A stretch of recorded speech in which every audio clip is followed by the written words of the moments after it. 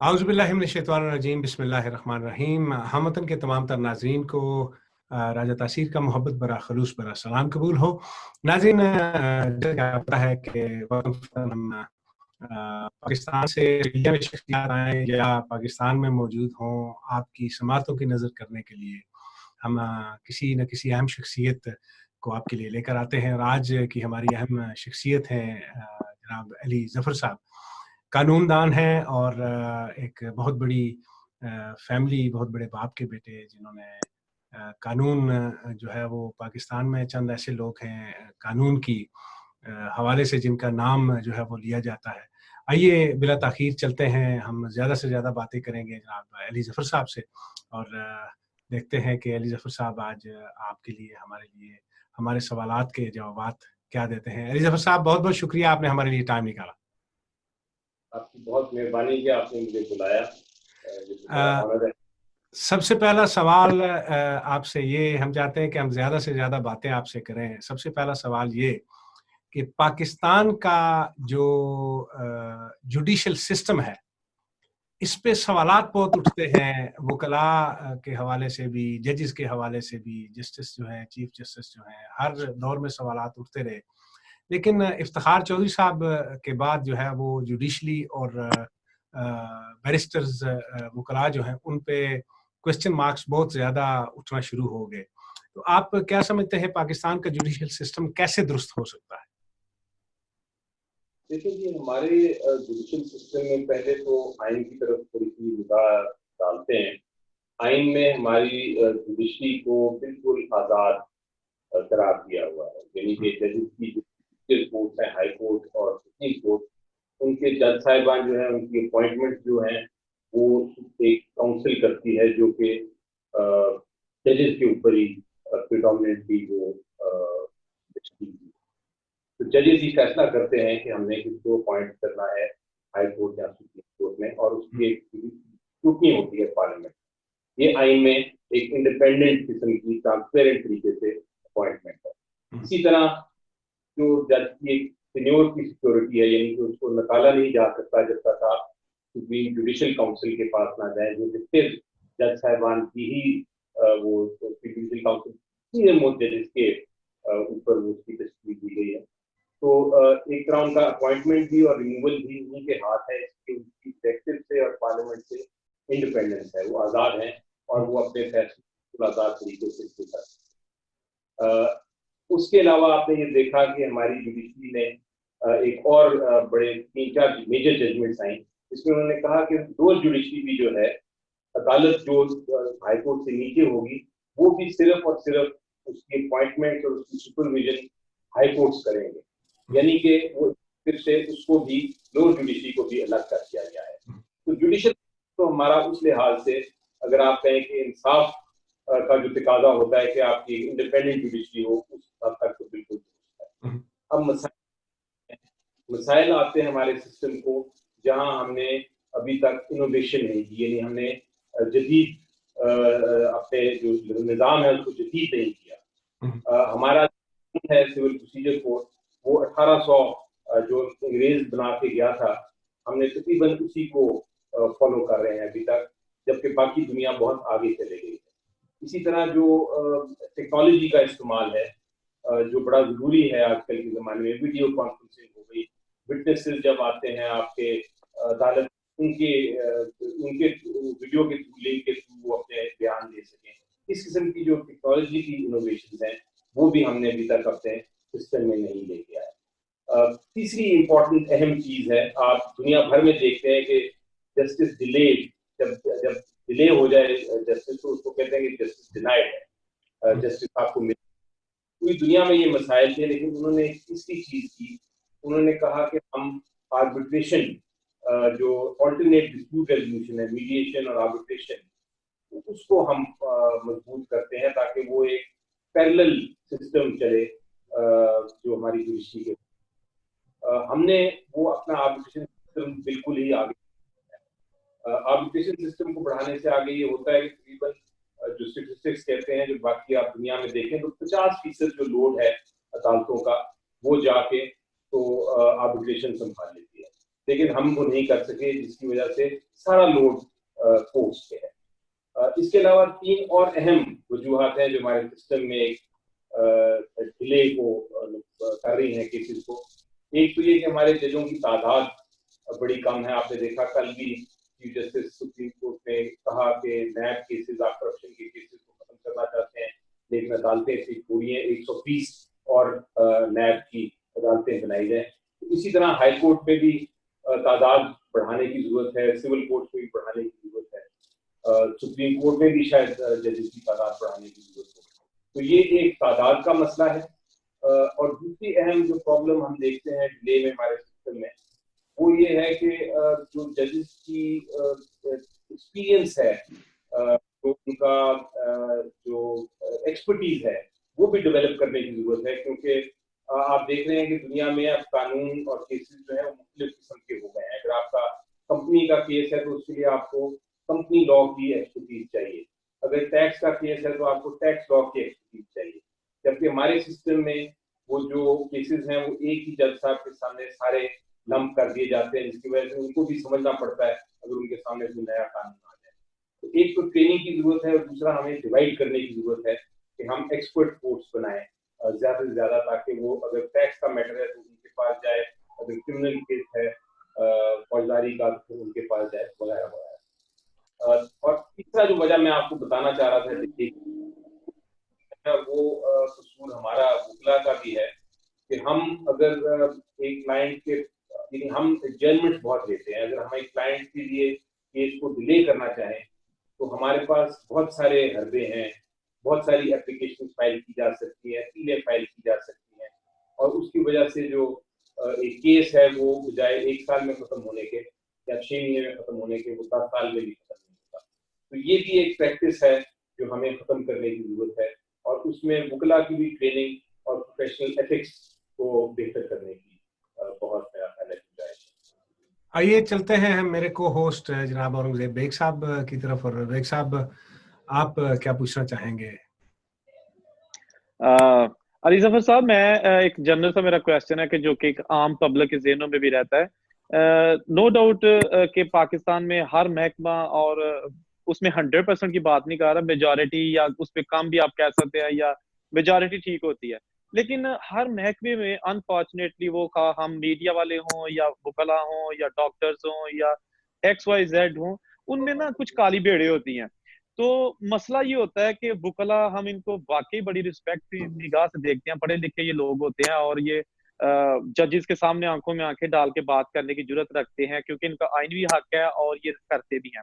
लेकिन जब कोई वकील भाई जो है ना, वो कोई इस तरह का हरकत करता है कि जिससे यकीनन वकला बरादरी का भी सर जो है ना वो शर्म से झुक जाता है, लेकिन उसके बावजूद उसके हक में सारे खड़े हो जाते हैं। जैसा कि रिसेंटली वाकया भी एक हुआ हाफजाबाद में। ये आपसे मैं इसलिए क्वेश्चन कर रहा हूँ कि आप माशाल्लाह एक बहुत ही अच्छी फैमिली से आपका ताल्लुक है, और एसएम जफर साहब, और मतलब क्या आपके बंदा जो है ना आपकी फैमिली का तारफ कराए माशाल्लाह। तो ये क्या ऐसा होना चाहिए, हक को हक कहना चाहिए, या अगर उसको डिफेंड करना चाहिए? इस तरह पे थोड़ी सी नफरतें बढ़ जाती हैं अच्छे लोगों के खिलाफ भी। आपकी क्या राय है? जी बिल्कुल। सबसे पहले तो मैंने हमेशा जब भी ऐसा कोई इंसिडेंट हुआ, और एक इंसिडेंट नहीं, एक वाकया नहीं, बहुत बार हुआ, ये बार बार हुआ, और लोगों ने तो ये भी कहना शुरू कर दिया कि ये वकला गद्दी है, एक नया फेज निकल आया। तो इसको मैंने हमेशा कंडेम किया, और मैं हर प्रोफेशनल वकील उसको भरपूर तरीके से कंडेम करेगा और कहेगा ये नहीं। मसला क्या है, पहले हमें मसला तो आपने बता दिया, लेकिन उसका सोल्यूशन क्या है, वो उसके लिए पहले थोड़ा सा बैकग्राउंड मैं आपको बताऊं। 1960 का हुआ, और ये बिल्कुल दुरुस्त फैसला है, और दुनिया भर में यही फैसला है कि जिस तरह अदलिया आज़ाद है उस, और उनको आज़ादी से काम करना चाहिए, इसी तरह वकला को भी आज़ादी होनी चाहिए कि वो अपना काम कर सके। क्योंकि अगर वो आज़ाद नहीं होंगे, अगर वो इंडिपेंडेंट नहीं होंगे, अगर उनपे उनका जजों का प्रेशर होगा या किसी और इंस्टीट्यूशन का प्रेशर होगा, तो फिर वो अपने जो क्लाइंट है उसका केस पूरी तरह भरपूर तरीके से वो नहीं प्रेजेंट कर सकते, वो उसको बहस नहीं कर सकते उसके लिए 1960s में एक कानून आया, पाकिस्तान बार काउंसिल, और ये फैसला किया गया कि वकला की प्रोफेशनल एथिक्स, उनका कॉन्डक्ट, उनकी जो डिसिप्लिन है, वो उसको कायम रखने के लिए वकला खुद ही फैसला करेंगे और उनकी बॉडीज बनेगी। मसलन एक जो sitting senior most supreme court का जज है और सीनियर इलेक्टेड मेंबर्स हैं जो बार काउंसिल के, वो बैठ के फैसला करेंगे अगर किसी वकील ने कि किस तरह डिसिप्लिन करना है जिसमें उसको उसका लाइसेंस भी फॉरएवर सारी उम्र के लिए तो कैंसिल किया जा सकता है। आइडिया ये था कि अच्छे लोग आएंगे, वो इलेक्ट होंगे, वकला खुद इलेक्ट करेंगे और फिर वो ये देखेंगे कि अगर कोई भी प्रोफेशनल, इतना खूबसूरत प्रोफेशन है, इतना अजीम प्रोफेशन है, बिकॉज आपने इंसाफ पहुंचाना है, आपने इंसाफ के देने में मदद करनी है अपने क्लाइंट की, तो ये इस प्रोफेशन में कोई गंदे लोग ना आ जाए, खराब लोग ना आ जाए जो कानून अपने हाथ में ले, तो उनको डिसिप्लिन करने के लिए बनाया गया था। अब हुआ ये कि बहुत कुछ सालों से जो इलेक्शन हमारा सिस्टम था वो कुछ ऐसा हो गया कि क्योंकि हम वोट ले रहे थे अपने ही वकीलों से, तो उनको वोट लेने के लिए हमने ज्यादा लोगों को लाइसेंसेस दिए, और लाइसेंसेस देने का मतलब ये था कि जब आप अपने लोगों को लाइसेंस मांगते हैं और उसके बाद वोट मांगते हैं तो फिर बड़ा मुश्किल हो जाता है कि उनको ये आप डिसिप्लिन करें। ये ओवर द ईयर्स ये ट्रेंड चलता रहा। इसके अलावा ये हुआ कि बहुत सारे इंस्टीट्यूशन बन गए, जगह जगह लॉ कॉलेज बन गए और वहां से धड़ाधड़ लोग जो थे, बच्चे वो आके तो लाइसेंस लेना शुरू हो गए, पढ़ के अपना एग्जाम पास करके लाइसेंस लेना शुरू हो गया। उनके ऊपर कोई ट्रेनर्स नहीं थे। होता ये था कि जमाने में कि अगर आप लॉ कॉलेज से निकले, एक दो लॉ कॉलेज होते थे, तो आप किसी अच्छे सीनियर के नीचे काम करते थे और आपको लिटरली पता चलता था कि आपने किस आगे उठानी है, किस तरह जज से बोलना है, कमरे में किस तरह एंटर करना है, बहस के जरिए किस तरह अपने केस को आगे बढ़ाना है, वगैरह वगैरह। वो सारी जो ट्रेनिंग का प्रोसेस था वो खत्म हो गया क्योंकि लोग आ गए और इतने सीनियर थे नहीं कि वो अपने जूनियर को अपने अम्ब्रेला में रख के उनको ट्रेनिंग दे सकते। उसकी वजह से ये जो इंसिडेंट थे बढ़ते रहे और अब वो तकरीबन बेकाबू हो गए। जरूरी ये है हमें, और ये बड़ी देर से हम कह रहे हैं कि हम जब तक इसको नहीं करेंगे, जब तक इस किस्म के लोगों को जो इस किस्म की हरकत करें इमीडिएटली कैंसिल नहीं करेंगे, ना हमारी इज्जत बढ़ेगी पब्लिक में, ना हम अपने आप को प्रोफेशन को आगे ले जा सकेंगे। मुझे अब यकीन है कि इस वक्त ये एक प्रोसेस शुरू हुआ है और ये पिछले साल डेढ़ साल से कोशिश की जा रही है हमारी बार काउंसिल से कि हम इन किस्म के लोगों को डिसिप्लिन करें, पहले वार्निंग दें, अगर वो वार्निंग नहीं मानते दोबारा उसका रिपीटिशन होती है, तो उसके बाद उसको हम बेसिकली उसका लाइसेंस भी कैंसिल कर दें। लेकिन ये प्रोसेस स्लो होगा क्योंकि काफी मसाइल आ चुके हैं और उनको प्रॉपर्ली डील करने में टाइम लगेगा, ये एकदम एक दिन में नहीं। ये आपकी बात को मैं बिल्कुल एंडोर्स करता हूँ, क्योंकि ये रिसेंटली जिस वाकया को मैंने कोट किया ना, मैं उसकी डिटेल में नहीं जाना चाहता। वहां के जो प्रेसिडेंट है ना बार काउंसिल के, उन्होंने फौरी तौर पर उनकी ना सिर्फ रुकनीयत मुअत्तल कर दिया, बल्कि खबरों में आ रहा था कि उनका जो चैम्बर है वहां पे उसके भी उनको खाली करने का नोटिस, और यानी काफी जो स्ट्रिक्ट उसकी जो आपने अभी बात की है ना, उसी की तरह मैं उसको एंडोर्स करता हूँ कि वाकई आपने जो कहा ना ऐसा होना शुरू हो गया। अल्लाह करे कि ऐसा ही हो और हमारे जो इतने मोअज़्ज़ज़ ये पेशा, मैं टू बी ऑनेस्ट बहुत रिस्पेक्ट करता हूँ इस पेशे की, और अल्लाह करे कि ये जो थोड़ी सी काली भेड़े हैं चंद एक, वो थोड़ा सा अपने आप को थोड़ा सा फिरौनियत से निकल जाए तो अवाम जो है ना इनको आंखों पे बिठाएंगे। बिल्कुल, मैं एक और इसमें ऐड कर दूं कि मेरी नजर में, क्योंकि मैंने इलेक्शन भी लड़ा हुआ है, मैं प्रेसिडेंट भी था सुप्रीम कोर्ट बार एसोसिएशन का, मैं इन्वॉल्व भी हूँ वकला के डिफरेंट तंजीमों के साथ, तो मैं आपको ये तो गारंटी करता हूँ आपके प्रोग्राम पे, मेरी नजर में 99% जो प्रोफेशनल वकील है वो इस चीज को कंडेम करता है। उससे बिल्कुल वो उसका काम ही है कि किताबों के जरिए वो अपनी बहस करे और बड़े वो स्ट्रेट है। ये सिर्फ 1% से भी नीचे लोग हैं जो कि सबका नाम खराब कर रहे हैं, उनको कंट्रोल कर रहे हैं। रिजब साहब, मेरा दूसरा सवाल, अदालतों में अगर देखा जाए तो ये एक खुला सच है, मतलब अब वो बात नहीं रही कि इसको कोई बंदा डिनाई करे या ना माने। अदालतों में कत्ल का केस हो, चोरी का हो, नाजायज फरोशी का हो, किसी भी चीज का केस हो, अदालतों में बोलियां लगती हैं, खुलेआम जजेस जो है वो रिश्वत जो है वो भी लेते हैं और उसमें वकला जो हैं उनका भी किरदार होता है अपने स्कोर्स बढ़ाने के लिए कि मैंने जमानत दिलवा दी या मैंने अपना क्लाइंट बचा लिया। ये सिस्टम सारा कब तक चलता रहेगा? मतलब तब्दीली हुकूमत जो थी, तब्दीली हुकूमत भी इस पे काम नहीं कर सकी और गुज़श्ता हुकूमतें तो खैर वो कर ही कुछ नहीं पाई। तो इसको अगर सिस्टमैटिकली थोड़ा-सा देखा जाए, जिस तरह आपने बड़ी खूबसूरत बात की कि अगर इनको डिवाइड कर दिया जाए, फैमिली कोर्ट अलहदा से हो, क्रिमिनल कोर्ट अलहदा हो और बाकी जो प्रॉब्लम्स हैं, जो कारोबार के लोग झगड़े हैं, वो एक अलहदा कोर्ट में डील किए जाएँ, तो उस तरह अगर जजेस बढ़ा दिए जाएँ तो होगा। लेकिन चेक एंड बैलेंस जैसे यहाँ पे लॉ सोसाइटी ऑफ ऑस्ट्रेलिया है, अगर कोई भी वकील किसी इवन क्लाइंट के साथ कोई ज्यादती करता है या कोई मिसगाइड करता है या कुछ भी करता है, तो क्लाइंट के पास एक अथॉरिटी होती है कि वो लॉ सोसाइटी ऑफ ऑस्ट्रेलिया के पास जाके कंप्लेन लॉन्च कर सकता है और उसका लाइसेंस कैंसिल हो जाता है। तो इस तरह का भी कोई पाकिस्तान में है कोई सोसाइटी या जहाँ पे कोई कंप्लेन लॉन्च की जा सके अगेंस्ट द वकला? कि आपके दो सवाल हैं, एक तो करप्शन रिलेटेड है और एक डिसिप्लिनरी प्रोसीडिंग्स रिलेटेड है। जैसा मैंने कहा कि पाकिस्तान में एक कानून है, पाकिस्तान बार काउंसिल, और बार काउंसिल बनाई गई हैं पंजाब के प्रोविंस के लेवल पे भी, हर सूबे में है। उसके बाद एक सेंट्रल बॉडी भी। अगर किसी को कंप्लेंट हो, चाहे कोई क्लाइंट हो जिसके साथ कोई ज्यादती हुई हो, वो कंप्लेंट जो है वो फाइल कर सकता है। पाकिस्तान बार काउंसिल की बकायदा कानूनी कमेटी बनी हुई है जिन्होंने फैसला करना होता है कि वो उसके ऊपर, उस कंप्लेंट के ऊपर क्या एक्शन है। उसमें बकायदा प्रोसेस है, वो हियरिंग होती है। जिस तरह आपने फरमाया कि सोसाइटी है आपकी ऑस्ट्रेलिया में, इसी तरह बाकी मुल्कों में भी, और पाकिस्तान बार काउंसिल एक्ट भी उनको ही देखते हुए, उनके ही कानून को देखते हुए बनाया गया था और बिल्कुल है।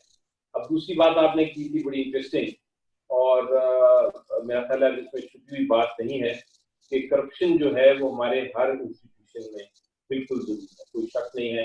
इससे जुडिशरी में भी है, वकीलों में भी है, हर प्रोफेशन में है। आपको यहाँ लोग निकलते भी हैं, पकड़े भी जाते हैं, उसके बाद उनको हटाया भी जाता है।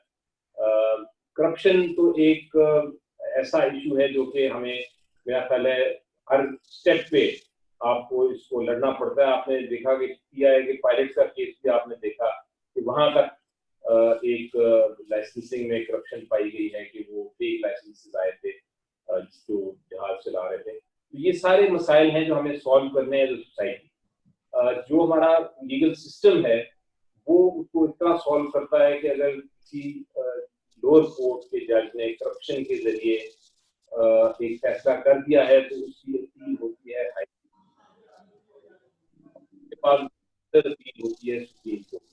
तो अगर कोई करप्ट फैसला भी है या गलत फैसला है करप्शन की वजह से, चांसेस ये हैं वो सिस्टम में जब आएगा तो अल्टीमेटली वो इंसाफ मिल जाएगा। हमें किस तरह इसको सॉल्व करना है, इसमें सबको बैठना पड़ेगा इस सिस्टम को ठीक करने के लिए। ये सिर्फ जुडिशरी खुद नहीं कर सकती, कोई हुकूमत सिर्फ नहीं कर सकती, वकील नहीं कर सकते, लॉ एनफोर्सिंग जो एजेंसीज हैं वो नहीं कर सकती। सबको मिलकर बैठ के सोचना पड़ेगा कि इसको किस तरह सॉल्व करना है। और ये हर जुडिशल सिस्टम में आपको रिकग्नाइज करना पड़ता है कि ऐसी चीजें होती हैं, उसको सॉल्व करते हैं लोग, और हम भी इंशाल्लाह करेंगे।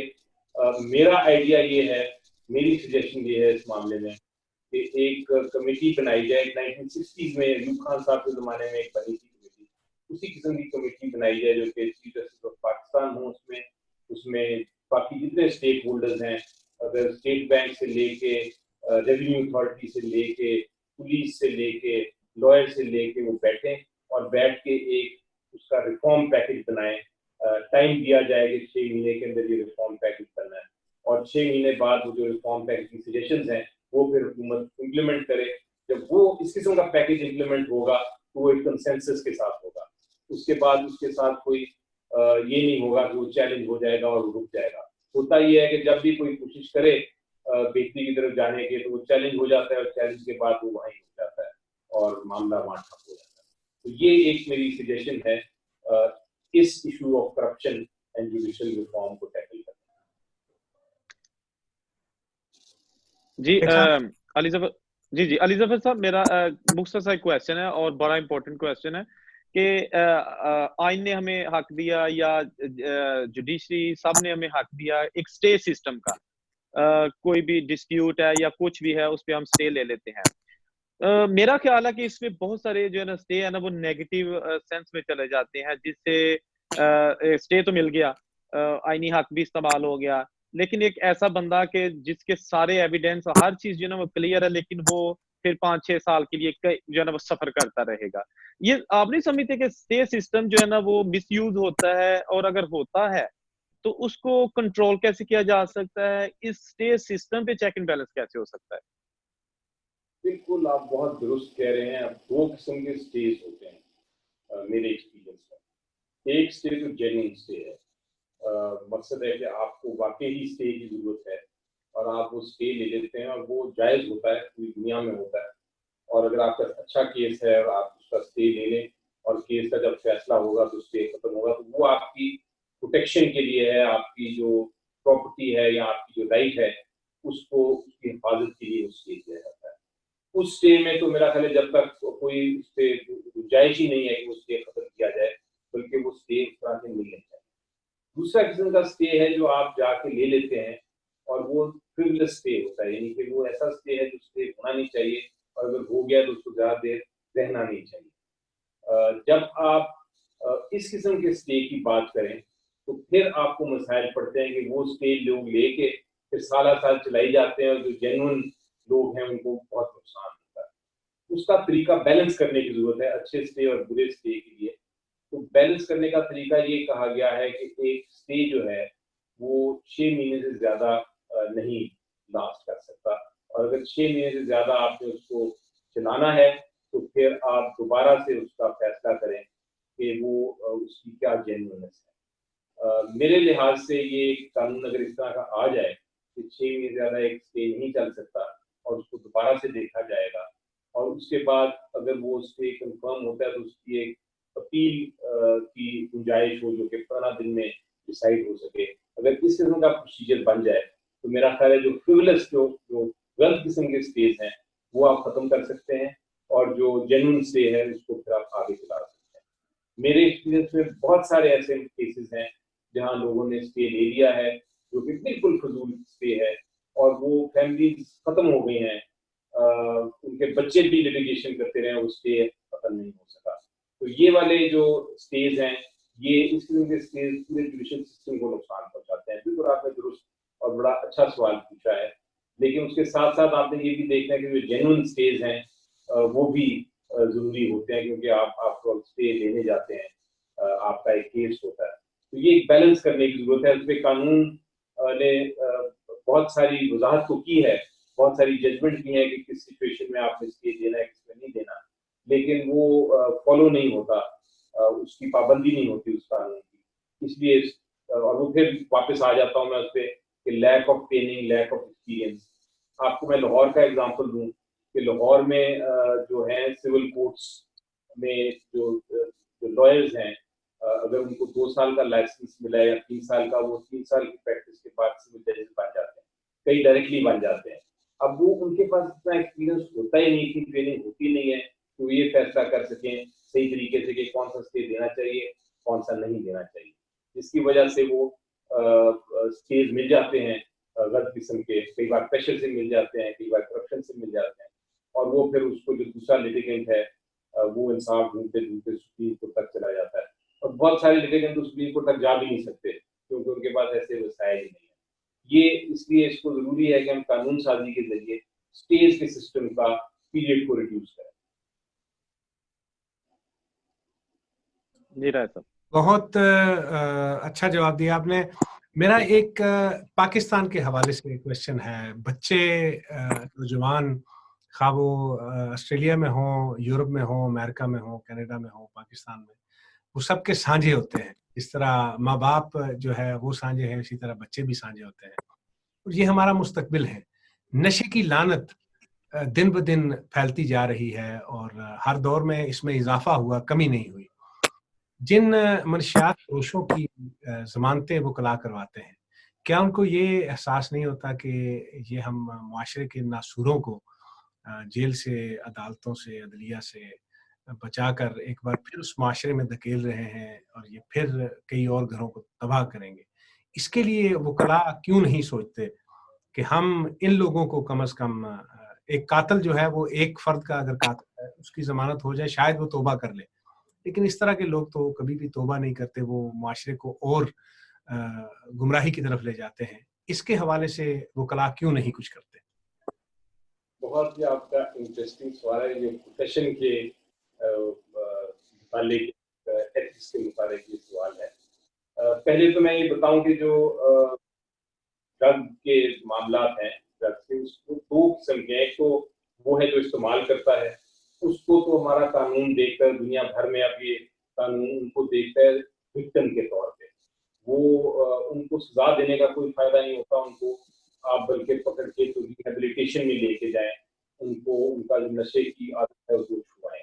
ये एक कॉन्सेप्ट है, बजाय इसके कि आप पकड़ के जेल में डाल दें ताकि वो उधर मर जाए और दूसरे लोगों को भी साथ वो इस नशे पे लगा दें।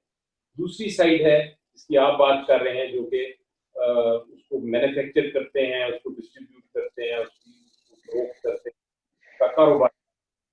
वो लोग तो सोसाइटी को के बहुत बड़े मुजरिम हैं, और इसमें कोई शक नहीं है कि उनको पकड़ना भी चाहिए, उनको सजा भी होनी चाहिए, उनकी जमानतें भी नहीं, और उनको सजा बल्कि सख्त से सख्त होनी चाहिए, ताकि नशा जो कराते हैं लोगों को, जो उनको बेचते हैं, इंक्लूडिंग हमारे स्कूलों में हमारे बच्चों को, उनको ये मामला उस जुर्म की उनको सजा मिले। लेकिन आपको अब दूसरा सवाल आपका ये है कि क्या इस किस्म के लोगों को किसी क्लाइंट को इस क्लाइंट को रिप्रेजेंट करना चाहिए वकील को के लिए?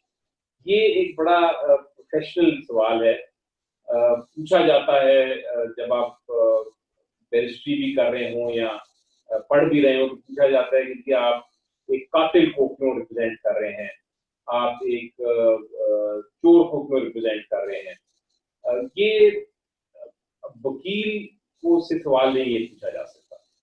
वो इसलिए नहीं पूछा जा सकता क्योंकि वकील के मुताबिक हर शख्स को, ये हमारा प्रोफेशन कहता है कि हर शख्स के खिलाफ जो इल्ज़ाम है वो जब तक साबित नहीं होता तो वो इनोसेंट है, और उसको हक है कि वो अपनी रिप्रेजेंटेशन कर सके, अपनी दफा कर सके वकील के जरिए अदालत में। आपको याद है, अमेरिका का एग्जांपल आपको देता हूँ कि बहुत पॉपुलर प्रेसिडेंट थे कैनेडी, और बहुत ही वो मशहूर थे, लोग बड़ा पसंद करते थे उनको, और वो कत्ल कर दिया गया और असैसिनेट कर दिया गया, वो पकड़ा गया आदमी, और उसको कोई रिप्रेजेंट नहीं कर रहा था। फिर एक मोहतरमा उसको रिप्रेजेंट करने आई वकील, और उनसे पूछा गया कि भाई आप जो हैं आप किस तरह ये कर सकती हैं रिप्रेजेंट एक पॉपुलर प्रेसिडेंट को असैसिनेट किया है। तो उन्होंने उल्टा सवाल पूछा, उन्होंने कहा हमारा आइन जो है वो मर गया है, आइन जो है खत्म हो गया है। तो उन्होंने कहा, जो जर्नलिस्ट थे उन्होंने पूछा कि आप ये कैसा जवाब दे रही हैं, हम आपसे एक सवाल पूछ रहे हैं। उन्होंने कहा मैं इसलिए पूछ रही हूँ आपसे कि अगर आपका आइन जिंदा है तो उस आइन में लिखा हुआ है कि हर एक को ड्यू प्रोसेस मिलेगा और हर एक का हक है कि वो रिप्रेजेंट करे। तो मेरा ख्याल है कि होगा कि आप वकीलों को ये कह दें कि आप किसी जो जिसके खिलाफ केस है मंशियात को फरोख्त करने का, उसको आप रिप्रेजेंट ना करें। ये बड़ा मुश्किल होगा क्योंकि वो यही जवाब देंगे कि भाई वो जब तक उसके खिलाफ साबित नहीं होगा उसको रिप्रेजेंटेशन की तो इजाजत है। और इसके अलावा मैं आपको एक और बात बताऊं कि कई बार ये होता है कि, और ये मैंने एक्सपीरियंस में देखा है कि कई बार आप पुलिस जो है गलत लोगों पे ये इल्ज़ाम लगा देती है और उनको कहती है कि वो करें। कई केसेस जेन्युइन होते हैं लेकिन कई केसेस जेन्युइन नहीं भी होते। तो ये बड़ा मुश्किल है फैसला करना एक वकील के लिए कि कौन सा जेन्युइन है या कौन सा नहीं है। लेकिन एक आपको मैं इंसिडेंट बताऊं, जब और मैंने तो कोशिश की है कि उसको फॉलो करें, मैं हर वकील को फॉलो करना चाहिए। वो ये है कि मसलन आपके पास एक क्लाइंट आता है, वो कहता है कि मैंने का इल्ज़ाम है कत्ल का, मुझे आप रिप्रेजेंट करें। तो आपका काम है कि आप उसे कहें तुम इनोसेंट हो, और अगर इनोसेंट हो तो मैं आपको रिप्रेजेंट करूँगा। बेशक आपको शक हो कि वो उसने कत्ल किया है, लेकिन वो आप क्योंकि जज नहीं हैं, आप वकील हैं, उसका इनोसेंस या उसकी जो गिल्ट है वो उसने किया है जुर्म के नहीं, ये फैसला अदालत ने करना है। आपका काम है क्लाइंट को भरपूर तरीके से रिप्रेजेंट करें। लेकिन अगर क्लाइंट आके आपको ये कह दे कि जी मैंने तो ये कत्ल किया है, मुझे अब आप रिप्रेजेंट करें, तो फिर उस कन्फेशन के बाद प्रोफेशन आपका ये कहता है कि आप उसको रिप्रेजेंट नहीं कर सकते। आपका प्रोफेशन ये कहता है कि फिर आपको उसको कहना पड़ेगा कि आपने जो मुझे बताया ये तो कॉन्फिडेंशियल इंफॉर्मेशन है, लॉयर क्लाइंट प्रिविलेज है, मैं इसको नहीं बता सकता किसी को, लेकिन अब आप काइंडली किसी और वकील के पास चले जाएं, क्योंकि मैं तो आपको रिप्रेजेंट नहीं कर सकूंगा। आपको अगर रिप्रेजेंट करना है तो आपको गिल्टी की गई। तो ये एक प्रोफेशनल एथिक्स की बात आपने पूछी, और इसमें बहुत डिबेट है, बहुत आर्टिकल लिखे गए हैं, बहुत जूरिस्प्रूडेंस है। मेरी जो मैंने समरी की है, मेरी नज़र में तो एक लॉयर का ये फर्ज है कि वो अगर क्लाइंट एडमिट कर देता है तो फिर उसको रिप्रेजेंट ना करे, लेकिन अगर वो कह रहा है कि मैं इनोसेंट हूं तो फिर उसको रिप्रेजेंट करना पड़ता है। जी बेग साहब, आपका अगर कोई क्वेश्चन है तो। मेरा ख्याल है अली जफर साहब ने बड़े मुनज़्ज़म और बड़े जामे अंदाज में जो क्वेश्चन थे ना, लेकिन हम कर नहीं सके, उनका ऑलरेडी उन्होंने काफी अच्छे जवाब जो है ना वो अपनी डिटेल्स में दे दिए हैं। मेरी तरफ से तो जो चीजें मैंने पूछनी थी वो ऑलरेडी उनको जो है ना आंसर वो उनकी गुफ्तगू से हमें मिल चुके हैं। अली जफर साहब, बहुत बहुत शुक्रिया, आपने वक्त निकाला। जाते जाते आप हमारी ऑस्ट्रेलिया में मुकीम जो कम्युनिटी है उसको, और पाकिस्तान में जो मुकीम, जहाँ तक हमारा प्रोग्राम देखा जा रहा है और जहाँ तक लोग इसको देख रहे हैं, मैसेज उनके लिए एक कुछ पैगाम, एज अ कानूनदान एक पैगाम छोड़े जाएं, ताकि आने वाली नस्ल जो है, यंग जनरेशन जो है, वो भी उसको फॉलो करें, और हम लोग। तो अब देखें कि जो हमारे ओवरसीज पाकिस्तानीज हैं जो दुनिया भर में इस वक्त फैले हैं, जितना आप ऑस्ट्रेलिया में बैठ के आप सब जो हैं हमारे पाकिस्तान के एम्बेसडर, आप सब जो हैं, आई थिंक जितनी आपकी इज्जत होनी चाहिए हमारे दिल में और इतना प्यार होना चाहिए वो, और हमारे लोकल पाकिस्तानियों को मोहब्बत जो होनी वो, उसका मैं आपको बयान नहीं कर सकता। क्योंकि जब भी हमारे मसाइल हुए हैं, जब भी पाकिस्तान में इश्यूज हुए हैं, सबसे पहली आवाज़ जो है वो ओवरसीज पाकिस्तान दुनिया में भर में फैले हैं, इंक्लूडिंग ऑस्ट्रेलिया, वो उठाई है। जब इस जरूरत पड़ी है, जब कोई अर्थक्वेक हुआ है, कोई डिजास्टर हुआ है, कोई फ्लड हुआ है, उसमें आप सबने मदद की है। मुझे सिर्फ ये कहना है कि आप सब अपने अपने रीजंस के लिए बाहर बैठे हैं, जैसा मैंने कहा आप एम्बेसडर्स हैं। जब आपको मौका मिले, आपकी एक्सपर्टीज की हमें बहुत जरूरत है इस मुल्क में। यहाँ आपको मैं बताऊं, मैं जब मिनिस्टर था वाटर का, इंटरिम मिनिस्टर, तो मैंने एक रिक्वेस्ट भेजी कि हमें पानी का एक पॉलिसी बनानी है, वाटर पॉलिसी। और वाटर पॉलिसी के लिए स्पेशली हमें एक्सपर्टीज चाहिए कि क्या हम कर सकते हैं शॉर्ट टर्म और लॉन्ग टर्म, ताकि हम एक पॉलिसी बना के जाएं इंटरिम में। और मैंने ये भी डिक्लेयर किया कि हमें ज़रूरत है एक्सपर्टीज की, लेकिन हम पे नहीं कर सकते इस तरह में। आप यकीन करें, इंक्लूडिंग ऑस्ट्रेलिया से एक्सपर्ट्स जो थे पाकिस्तानी, उन्होंने मुझे फ़ोन किया, उन्होंने खुद टिकट कटाया और वो उस कॉन्फ्रेंसेस में आए, और उन्होंने बैठ के वहाँ काम किया ये पॉलिसी बनाने के लिए। तो ये इस किस्म के जब जज्बात हों, जब एक्सपर्टीज हों, जो कि आप सबके पास हैं, तो आई थिंक हमारी कौम बहुत आगे जा सकती है। मैं सिर्फ शुक्रिया अदा करना चाहूँगा आप सबका जो बाहर हमारे पाकिस्तान का नाम रोशन। बहुत बहुत शुक्रिया। हमारी दुआ है अल्लाह ताला आपको सलामत रखे और हिम्मत दे, और आप ने जो गुफ्तगू की, आपकी गुफ्तगू से न सिर्फ हम महसूस हुए, बल्कि जहाँ तक हमारे नाजरीन इसको देख रहे हैं वो भी महसूस हुए होंगे। और जो वकला के हवाले से एक लोगों के जहनों में एक ख्याल आता है कि नहीं, वकला अब वो वकला नहीं रहे जो इंसाफ दिलाते थे, अब तो वो लड़ाइयाँ झगड़े करने वाले, या जो पीछे कुछ माजी में गलतियां की वकला ने, उस तरह के वकला बन गए। आप जैसे वकला को देखकर एहसास होता है, सुनकर एहसास होता है कि सारे वकला एक जैसे नहीं, कुछ ऐसे वकला भी हैं जो न सिर्फ मुल्क और कौम के का नाम रोशन करते हैं, बल्कि मुल्क और कौम के लिए एक मिशल राह भी साबित होते हैं। अल्लाह ताला आपको और हमें सबको सलामत रखे। इस कोविड-19 के दौर में भी हम खिदमात दे रहे हैं। आप भी अपनी जगह पे लाहौर में या पाकिस्तान के किसी और शहर में जाकर अगर आप खिदमात देते हैं, इस नफ़्सा नफ़सी के आलम में अल्लाह ताला आपको भी हमें भी महफूज रखे। और पाकिस्तान के लिए हमारी दुआएं हैं।